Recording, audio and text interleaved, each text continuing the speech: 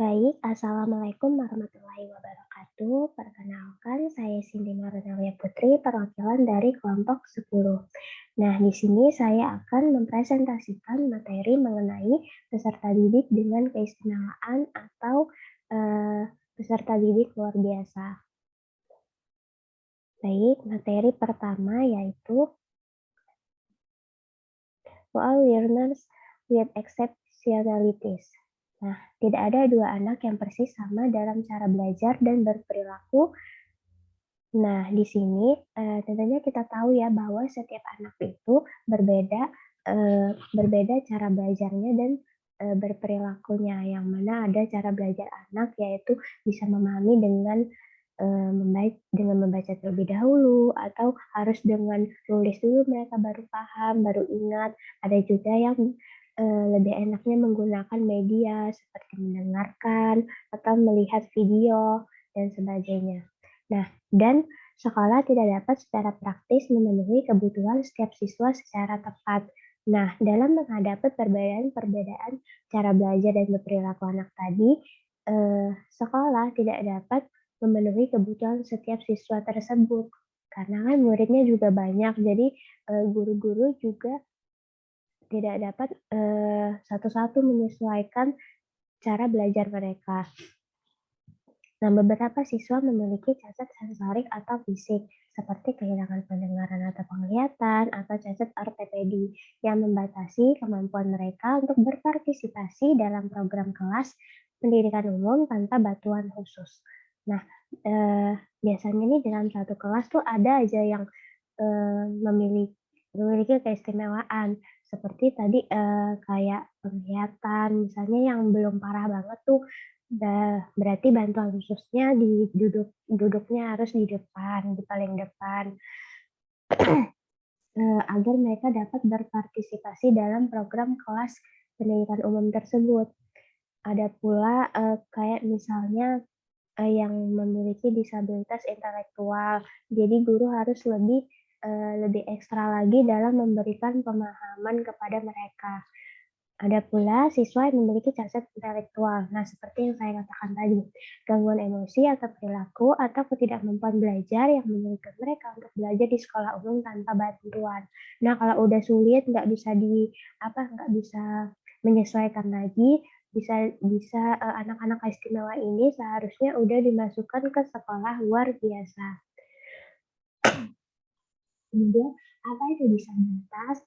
Nah, disabilitas adalah keterbatasan fungsional yang dimiliki seseorang yang mengganggu kemampuan fisik atau kognitif orang tersebut.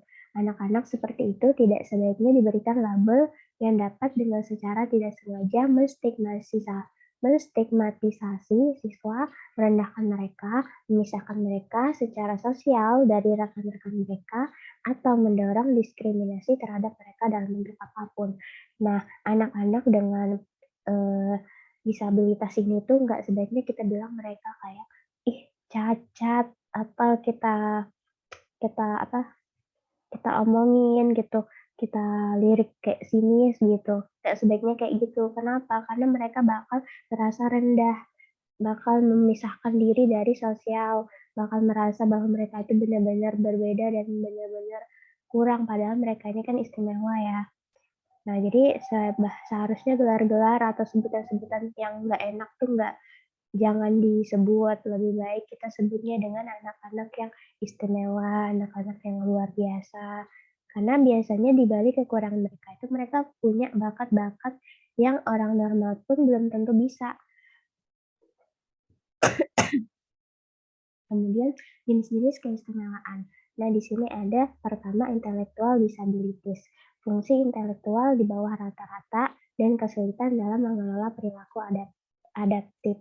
Nah, biasanya yang memiliki intellectual disabilities ini eh, intelektualnya atau kecerdasannya itu kayak di bawah rata-rata, mereka sulit untuk memahami seperti orang normal, mereka lambat gitu, dan kesulitan dalam mengelola perilaku adaptif, yaitu kesulitan dalam menyesuaikan lingkungan sosial mereka.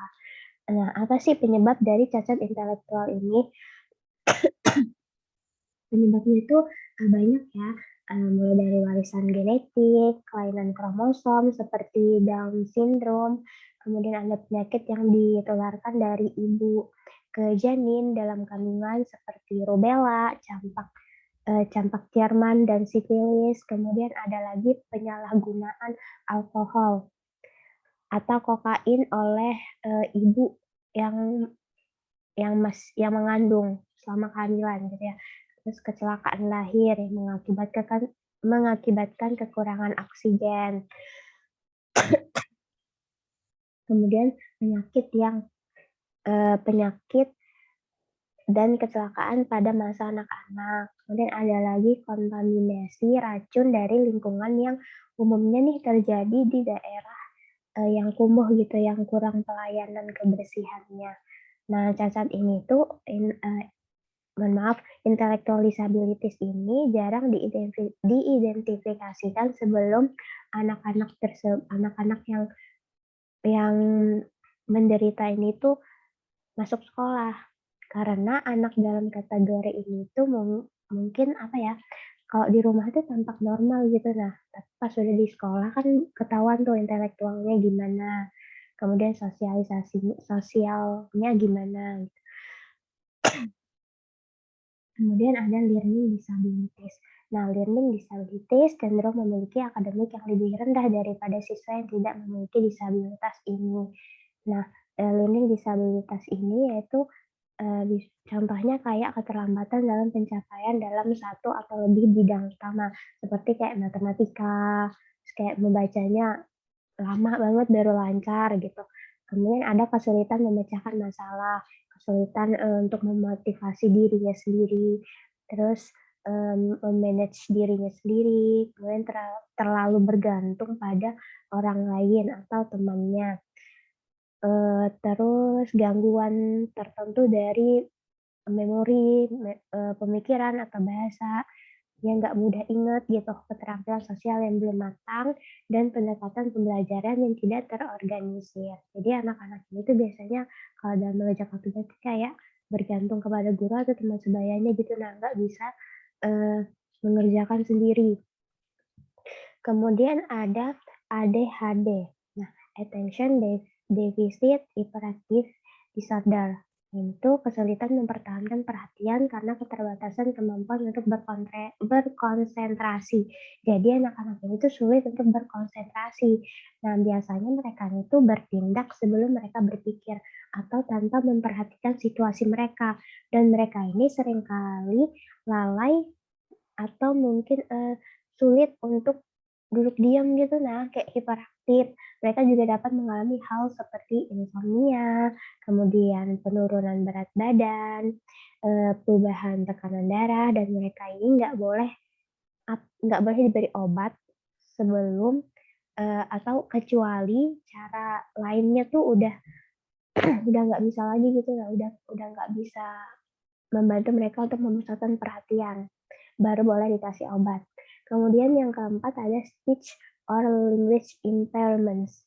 Nah, meskipun istilah wicara dan bahasa sering digunakan secara bergantian, keduanya ini tuh nggak sama.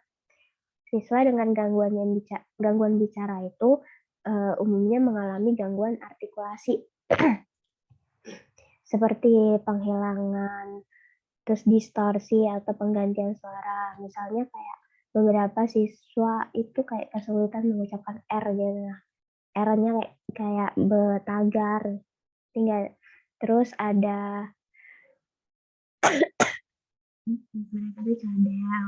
Nah, terapi bicara ini tuh diperlukan, jika memang siswanya itu udah kayak kalau ngomong tuh kita nggak paham.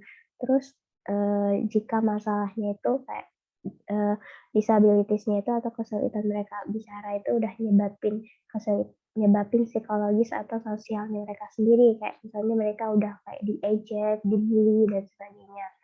Kemudian, eee guru kelas di sini tuh kayak memiliki peran penting untuk menunjukkan penerimaan pada siswa penderita speech or language ini. Nah, Dengan cara apa? Misalnya guru harus sabar menghadapi siswa yang gagap atau kesulitan mengucapkan kata-kata. Kemudian, guru harus menghindari menempatkan siswa yang memiliki masalah bicara ke dalam situasi tekanan tinggi dan membutuhkan tanggapan verbal yang cepat. Kemudian, guru harus menahan diri dari eh, mengoreksi artikulasi siswa di kelas. Jadi kayak kalau mereka salah itu jangan langsung dikoreksi gitu.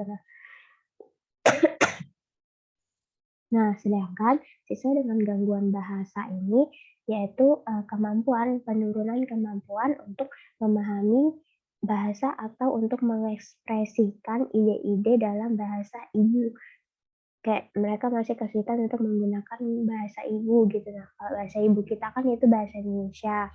Berarti kayak mereka tuh masih kayak sulit eh, kemampuannya untuk memahami bahasa Indonesia. Kemudian yang kelima ada emotional and behavioral disorders. Nah, ini kinerja pendidikannya dipengaruhi secara merugikan pada tingkat yang ditandai oleh suatu keadaan. Nah, gangguan emosional ini ditandai dengan kemampuan untuk belajar yang tidak dapat dijelaskan oleh faktor intelektual, sensorik, atau kesehatan. Terus ketidakmampuan untuk membangun atau mempertahankan hubungan interpersonal yang memusatkan dengan teman sebaya atau guru.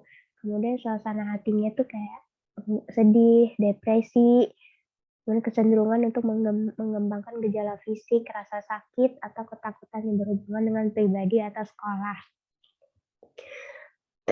Nah, penyebabnya sendiri itu kayak fungsi neurologis, proses psikolog, riwayat maladaptasi, konsep diri, dan kurangnya penerimaan sosial, atau dapat juga biasanya dipengaruhi oleh lingkungan keluarga yang berantakan gitu, kayak broken home. Nah, karakteristik dari disabilitas ini tuh atau keistimewaan ini tuh yaitu perilaku agresif. Kayak mereka jadi kayak sering kelahi, mencuri, menghancurkan barang-barang atau menolak untuk apa nurutin perintah guru gitu.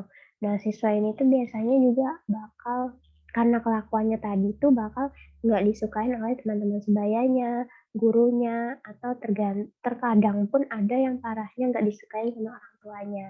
Kemudian anak-anak ini tuh biasanya menarik diri dari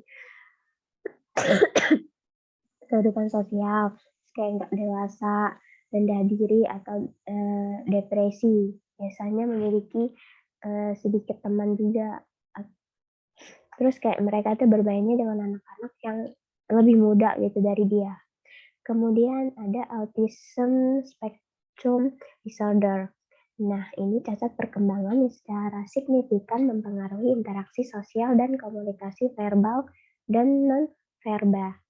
Nah, autisme ini biasanya terlihat sebelum usia 3 tahun dan memiliki pengaruh buruk pada kinerja pendidikan. Nah, anak-anak dengan autisme ini biasanya sangat menarik diri dan memiliki kesulitan yang parah dengan bahasa, sehingga mereka mungkin apa ya, kayak jarang ngomong, jadi kayak bisa bisu gitu. Nah, mereka sering terlibat dalam aktivitas stimulasi diri seperti mengayunkan, memutar-mutar benda, atau mengepak-ngepakkan tangan gitu. Hmm, namun mereka ini apa ya, seperti yang saya bilang tadi, anak-anak memiliki keistimewaan ini biasanya juga memiliki bakat yang mungkin orang normal aja nggak apa ya, nggak belum tentu punya gitu. Kemudian istilah gangguan spektrum autisme menggambarkan tingkat keparahan yang jauh lebih luas termasuk bentuk ringan dari autisme yang disebut dengan sindrom Asperger. Nah, anak-anak dengan sindrom ini tuh mungkin dapat berfungsi dalam masyarakat dan dapat berhasil di sekolahnya, tetapi mereka memiliki masalah yang signifikan dengan hubungan sosial, kayak menghindari kontak mata, terus salah nafsirin isyarat sosial, atau berperilaku aneh. Kemudian yang ketujuh ada sensory, physical, and health impairment. Nah, kesulitan mempertahankan perhatian karena keterbatasan kemampuan untuk untuk berkonsentrasi. Nah, gangguan sensorik di sini itu adalah masalah dengan kemampuan untuk melihat atau mendengar atau menerima informasi melalui indera tubuh, kayak tunarungu, tunawicara, tunanetra.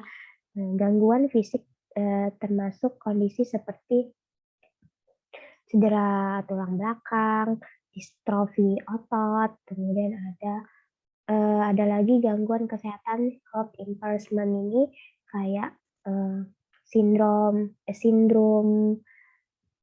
defisiensi imun, kemudian ada kejang-kejang, diabetes, dan sebagainya. Ini yang kedelapan ya, student who are gifted and talented. Nah, ini tuh kayak kemampuan yang, apa ya, kemampuan yang bisa dibilang unggul, unggul secara akademis, biasanya belajar membaca lebih awal, kayak mereka lebih bacanya itu lebih lancar dari anak-anak seumuran mereka dan umumnya melakukan tugas-tugasnya itu dengan baik. Seperti yang saya bilang tadi ya, kemampuan yang ditunjukkan seperti kinerja luar biasa atau unggul dalam kayak matematika atau seni gitu dan sebagainya. Kemudian yang berikutnya, nah, what is special education? Program yang disediakan untuk anak-anak penyandang disabilitas sebagai pengganti atau sebagai tambahan program kelas pendidikan umum.